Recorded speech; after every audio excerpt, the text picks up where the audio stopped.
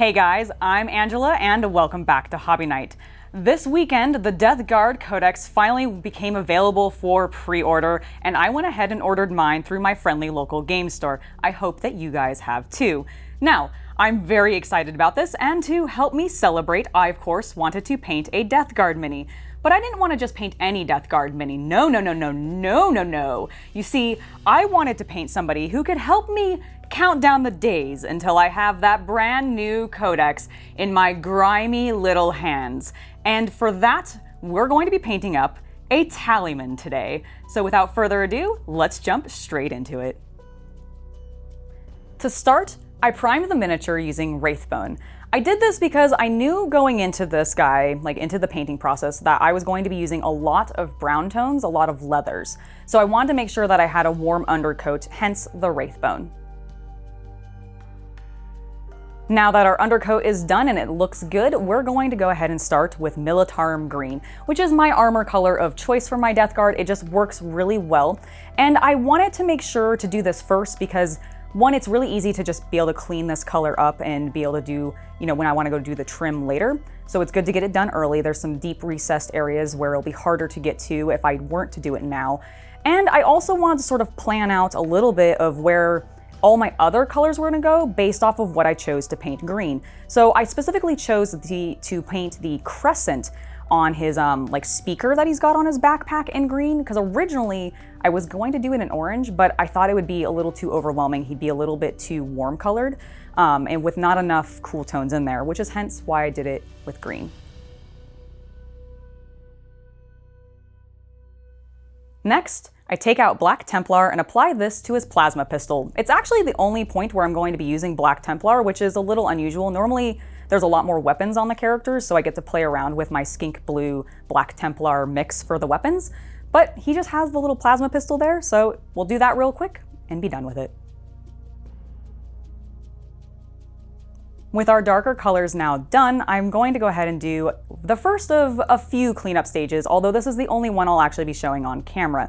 I figured you guys probably know how this works and if you've done it yourselves, so we don't need to keep showing it or anything. But since this is the most major one, we'll go ahead and show it off. We'll tidy up wherever I got that green and black tone where I didn't want it, so that when we move forward to our lighter color tones, we have a clean, smooth surface to work on. My boy is all tidied up, and my goodness, do I actually really enjoy this phase of the process for painting my miniatures. When you have basically everything very clean looking, it looks so good. But I'm ready to start adding some additional colors to him, and the first one is going to be Gryph-Hound Orange, because we're going to use that for the trim of his armor. It's my alternative for a rust effect. So basically, any metal bits on him that would have previously been a shiny, polished metal, not anymore. Gryph-Hound Orange, all of that, and just basically take your time because it's a little bit of a long process. There's a lot of little details that need this color. After I was done painting the orange, it occurred to me, because the gun is literally the only thing that is going to need the dry brushing of Skink Blue, I should probably just go ahead and do that, because then I don't have to worry about getting that color on all of the other colors that I'm putting on my miniature. So we pull out the dry brush paint and take a very just old medium, I think it's a medium base brush, and just go to town on it, making sure to get a nice blue effect on my gun. I think it's now time to go ahead and work on the cloth and leather bits on my miniature, and to start, we're going to use Skeleton Horde. I had an idea for basically playing with a variety of different color tones on all the different fabrics on him, and Skeleton Horde is going to be the palest, which is why I'm starting with it. We're going to specifically keep it as pale as possible on his hood and loincloth, and also the piece of paper that is on his clipboard. Also not really caring if we get spillage too much, because this color is so light, it can be covered by other color tones pretty easily without it actually showing through, despite the fact that contrast paints are semi-transparent. But so we'd apply that to all of the cloth and everything, but we also want to apply it to the bones. So for that, we're going to layer it a couple more times. I actually think I do like 2 to 3 layers on his hooves, the bones in the abacus, the bones hanging off of his backpack, and a couple of other places, just so that they are distinctly different from the cloth on his clothing. Angela, what is all this? I might have a problem. I have too many minis to paint and not enough subscribers to encourage me to do it, so don't forget to subscribe, like, and share the videos. That skeleton horde is looking beautiful. I am loving the distinction between the different color tones that I chose for it, but let's go ahead and keep working on all of that, like tassels and stuff hanging off of him. And for that, we're going to use Darkoath Flesh. And I want this to specifically be for, specifically just some of the tallies that are hanging off of his armor, because I assume those are just like old purity seals or something like that, that just don't have their seals anymore, but they're still kind of attached to them, and he left them because he really is into paper. I assume this guy has like a lot of books in his like bedroom or whatever. And I also want to use this on specifically 2 of the covers of the books. One of the other covers we'll do in a different color just to basically help differentiate it, but I figured this would help allow me to break down where I'm using these specific color tones and not get too overloaded with one color over the other. While I was going through this process, I actually decided to add a 3rd color, or actually a 4th color for the leathers, because originally I was just going to use Darkoath Flesh, Skeleton Horde, and Guilliman Flesh. We haven't got to that last one. But for now, I'm actually going to add in, let me make sure I'm pronouncing it correctly, Aggaros Dunes, which is a more yellow-toned leather. I really like it for blonde hair, but I wanted to use it here because I thought it looked like old parchment, like dried out kind of crispy parchment. So I went through there went through the miniature and put it just on some of the tassels that are hanging off of him. And then I was like, you know what? I actually really like this color. I want to use it a few more places. So I decided to put it on the leather that is holding his plasma gun to his belt and everything, as well as like the binding of, or one of the raised pieces on one of the books, just to give, again, another color differentiation. We're down to our final leather color, and that is Guilliman Flesh. And this will give me a little bit more of a red leather color. So I've got a little bit of an orangish sort of with the Darkoath. I've got my yellow with the Aggaros Dune, and now I've got my red with Guilliman Flesh. We'll apply this to also one of the book covers as well, because I saved one and I just wanted to go with that reddish hue to it. And it works out great. I absolutely love working with all of these color tones. If you saw my contrast paint video recently, you'll know that I absolutely love some of these colors. And it just, I'm really, really happy with how this process is coming out for him so far. It's time to break out that Wyldwood paint for the dark wood of his clipboard, and we just put this on in kind of one smooth, thin coat. It's such a dark brown color tone. It goes down super smooth, and like I said, that Skeleton Horde color, didn't have to clean it up at all, was just simply covered. All right, we've basically wrapped up using all of the brown tones that we need to for now, so I think it's time to add in a couple of different colors, some brighter, more fun colors, and for that, we're gonna start with Iyanden Yellow. I'm going to be applying this to the cords on his backpack, but also the coils of his plasma pistol. Originally, when I was first planning this miniature, I actually was going to make his loincloth and hood Magos Purple, which is the next color I'll be using, but ultimately decided when I saw that he had tentacles holding his abacus, cool, I can still get my purple color tone in there that I absolutely love, but I don't have to necessarily make it the cloth because I really wanted to go with the cloth theming that I've done for the video so far. So we're gonna pull out Magos Purple and just apply this to the tentacles on his arm, or I guess like coming out of his side that's holding the abacus. We're also going to apply it to the little bit of like skin that's still hung to the cords that are coming near the front of his helmet and everything, or where his I guess rebreather would have been previously. But the best part that I painted using this color is the tiny little tongue on the Nurgle's head that you can see that wraps around and holds the book closed on his waist. Like that is, the book is my favorite part through this whole process. It's been awesome to paint and it came out just really good. We're not done with it yet, but it's gonna come out great. And I loved painting that little tongue. It was awesome. And because I was excited with how my little Nurgling on that book cover was coming out, I decided to pull out Plaguebearer's Flesh and apply it to his face, as well as the face of my actual Tallyman, because I wanted him to have that sort of like diseased flesh look, and I thought this would be a good way to do that. And we also are going to apply this to the skull cup that he has hanging off of his, like the Nurgling skull rather. That is a cup that's hanging off of his clipboard. I just think that's fantastic, and I wanted to have it be a little bit goopy looking. And I just assume that that yellowy flesh color of Nurglings just is also their bone color. Next up, I pull out some Blood Angel's Red to dot the eye of the Nurgling that's embedded into his book at the waist, as well as to paint the tip of his plasma pistol.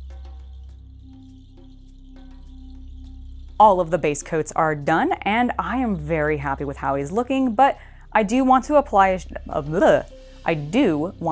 a shade to make sure that we smooth out some of his color tones and also just blend everything together and kind of tidy everything up. And for that, we're going to use Reikland's Fleshshade. I'm basically putting this over top the entire miniature relatively thinly. I don't want to go too heavy with it. I don't want to tint my colors too much. I really like where they're going, but this will help sort of blend some things. On the armor specifically, it helps add a little bit of a griminess to it because it adds a very tiny hint of like reddish brown to the armor, which I really dig. And so I just wanted to apply this everywhere. The one exception where I will not be applying this is to the plasma pistol, specifically the part that we painted black with blue, because we don't want to dirty that up or anything or detract from our dry brush. It's now time to move on to the base. And for this, we're gonna do something a little bit different. I'm gonna start out how I normally do. We're gonna apply some Armageddon dust to most of the base. As you can see, I'm leaving a little bit of a section open. Well, I saw a recent tutorial by GW for doing swamp bases, and I wanted to try my hand at it with some slight adjustments. So we put down our texture paint, we're gonna let that dry, and then we'll move on to making our swamp base. To get the swampy bit started, I'm going to apply Caliban Green down to the area that I did not paint previously. I'm going to do this in 2 thin coats to make sure that we get an even solid coating of this darker green color. This is going to be the foundation to our swamp, and I'm really hoping that this comes out cool. I have not tried this before, but I think it's going to be awesome. Now that the green paint is dried, we're going to quickly apply Agrax Earthshade to the actual texture paint because I want to darken that a little bit. This is just something that I've done on all of my Death Guard. It's for consistency's sake, and I just really like to sort of mute that yellowish color tone of Armageddon dust using Agrax Earthshade. Now it's time to try to get a swamp effect going. So for this, basically, I followed GW's tutorial a little bit, but deviated slightly. The foundation of it is we're going to take 1 part Nurgle's Rot and 3 parts Lamian Medium and basically apply this very thinly over top the entire green portion of the base. It's going to then, we're just going to let it dry thoroughly. This is going to give the paint something to sort of grip to and add a little bit of a tint and soften that Caliban Green color down, because the point of that is to be some depth that we're seeing of like, oh, this is a much deeper pool. You just kind of can't tell because there's this film sitting on top of it. Once the Nurgle's Rot is actually dried though, that first layer that we've put down, we're gonna go back through and we're gonna take Nurgle's Rot like just directly out of the pot, no thinning or anything, and apply this starting at the edge of the base and working our way up towards the dirt. I do want to leave a tiny like rim though of that dark green coloring showing, because like I said, I want it to look like there's some depth to this pool that he's standing in front of. So we don't go to the very edge, but we do want to apply the green pretty liberally. You can be as thick or thin with this as you want. I did sort of a medium viscosity and I'm really happy with how it turned out, but in the future, I might be pushing it a little further. And here he is. I am so pleased with every single piece of this miniature. I know I say that at the end of all of my videos, and here's the thing. I have been improving every single time I painted my Death Guard. The iteration that I've gotten to do on them via this channel and just building up this army has been spectacular. I have learned so much about the contrast paints that I use most frequently because of projects like these. And I'm really excited because through this, I've been able to explore new techniques, like what I did on the base here. I'm really happy with how it came out. I'm definitely going to be picking up, or when I paint up some more of, say, like my Plague Marines, as well as I'm gonna be getting that combat patrol that's coming out on next Saturday with the Codex and everything. So I'll be painting up some more Poxwalkers, and I want to actually have a number of them with this style of base as well to sort of mix into my current Poxwalker batches that I already have done. So I have a lot of really cool plans for some additional Death Guard stuff. For this guy specifically, I really want to talk about how pleased I am with exactly how the leather came out. All of the various leather choices that I made, I thought worked exactly how I wanted them to, which was great. I love when that happens. It feels fantastic when you kind of go into a project, you have a plan of attack of like, okay, this is how I want to do this. This is how I want him to turn out. And when it happens that way, oh, it felt so good. Like I got this guy to the point where I had done the wash. Or just before I had done the wash, I'd finished all of my base colors. The cloth for his hood and the tabard, or the loincloth between his legs, was like the level of paleness that I wanted. All of the other leather colors were it just went so well, and I'm very, very happy with him. Let me know what you guys think of this guy down in the comments below. I hope you guys have enjoyed watching me paint him. Make sure to like the video, share it if you want to do that, and make sure to subscribe, of course, to the channel if you haven't already. And I will see you guys next week for some more news and another new painting video and a look at that Death Guard Codex.